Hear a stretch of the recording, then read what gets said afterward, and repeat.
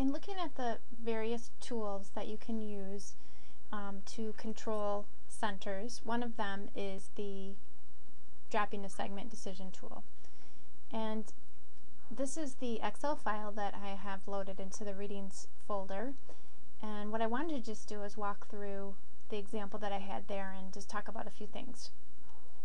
So in this particular case, the intake valves is the division that management is considering dropping because of its profit, its negative, its loss, because of its loss.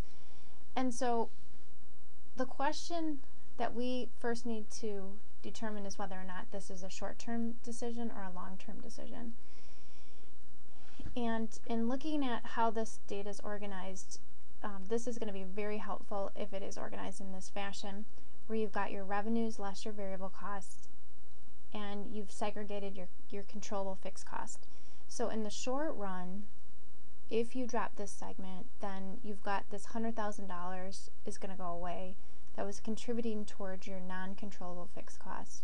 So in the short run, this $100,000 is going to be a hit for the company because that was basically making a dent in some non-controllable fixed costs.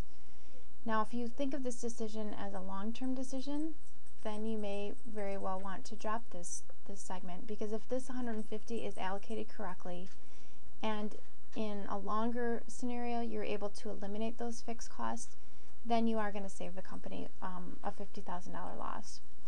So the non-controllable fixed costs will take time to deplete, mainly because they are long-term in nature. They might be tied to long-term contracts like a lease, for example, or it might be tied to salaries where compensation packages would have to be given in order to terminate employment.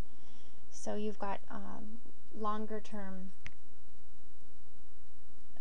requirements, and so you'll just need more time to be able to eliminate those.